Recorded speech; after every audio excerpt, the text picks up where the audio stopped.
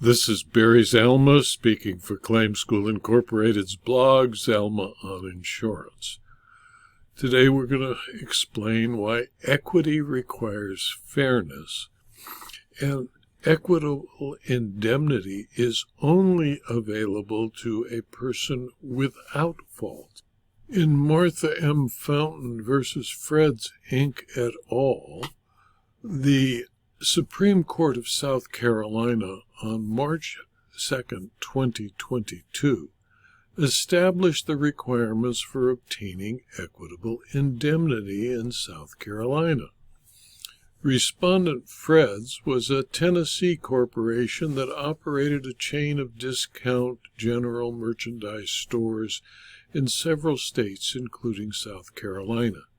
In April of 2005, Wildevco entered into a contract with general contractor Tippins-Polk for the construction of Fred's store and adjoining strip center.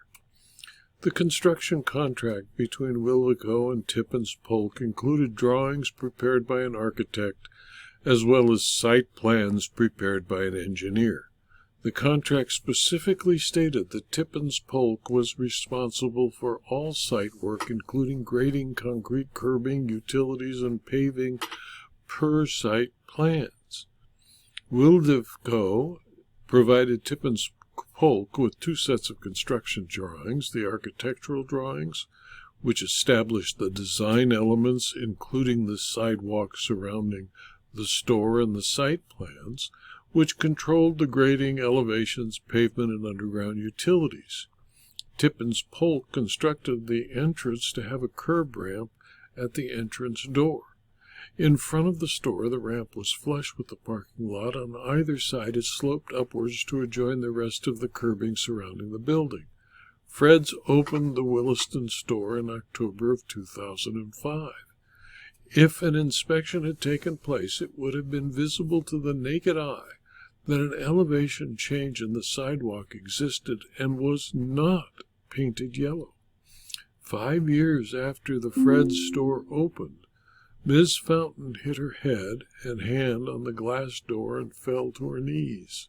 In May of 2010, Ms. Fountain and her husband filed a premises liability suit against Fred's and Wildevco.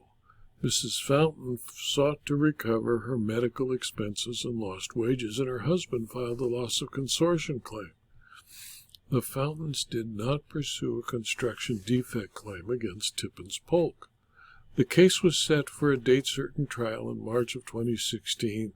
On the eve of trial, Wildevco and Fred settled with the Fountains for $290,000, with Wildevco paying $250,000 and Fred's paying $40,000.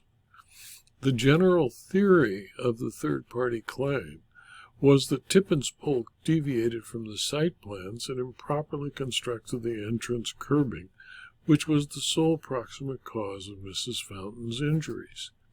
As to the relevant elements of equitable indemnification, the trial court found a special relationship existed between Fred's and Tippins-Polk. South Carolina has long recognized the principle of equitable indemnification.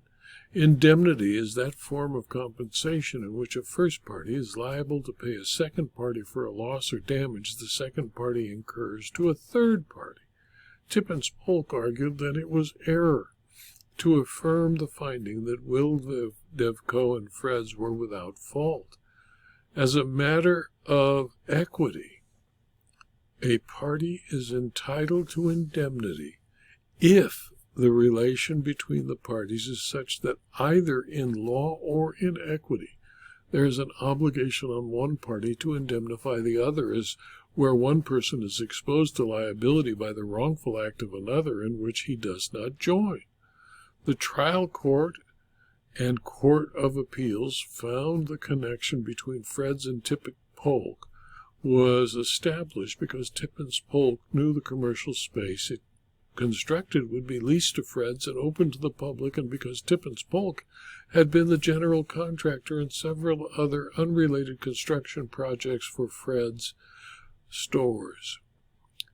A party, however, according to the court, may be entitled to equitable indemnification, but only if no personal negligence of his own has joined in causing the injury.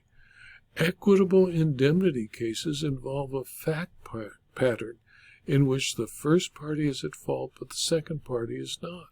If the second party is also at fault, he comes to court without equity and has no right of indemnity. The owner of property, of course, owes to an invitee or business visitor the duty of exercising reasonable or ordinary care for his safety and is liable for injuries resulting from that breach of duty. As a matter of law, both Fred's and Wildevco owed a duty of care to Ms. Fountain as an invitee to keep the premises reasonably safe and warn of any unreasonable dangers that could not be remedied. Indeed, it is this context that Fred's and Wildevco were sued for their own independent negligence, not vicariously for negligence of Tippins-Polk. When speaking of proximate cause, courts are not referring to the sole cause. In order to establish actional negligence, the plaintiff is required only to prove that the negligence on the part of the defendant was at least one of the proximate or concurring causes of his injury.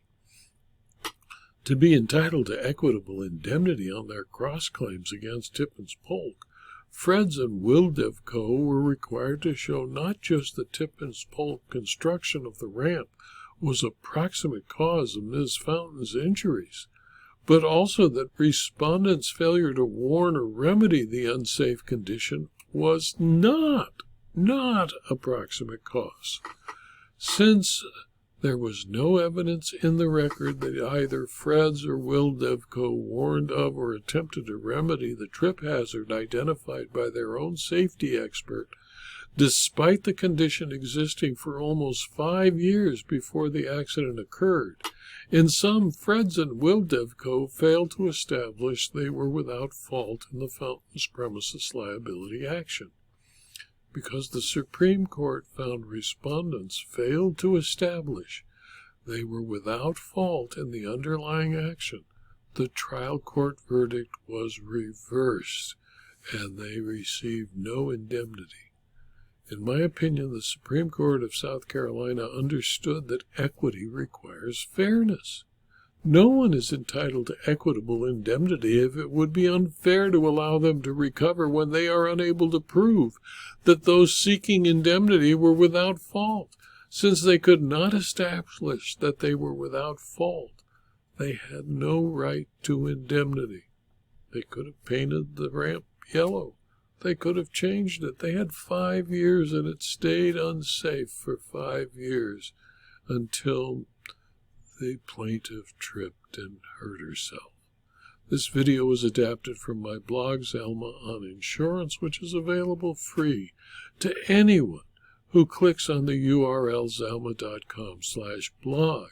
You can subscribe to the blog, and you'll receive notice daily, usually 5, sometimes 6 times a week of blog postings.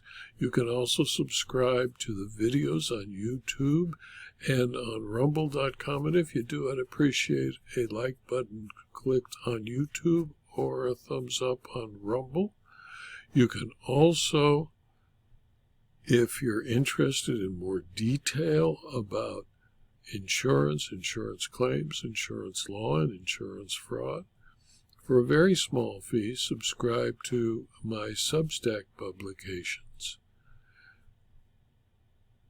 Please, if you found these blog postings to be useful, tell your friends and colleagues about the blog and the videos so that they too can subscribe. Thank you for your attention.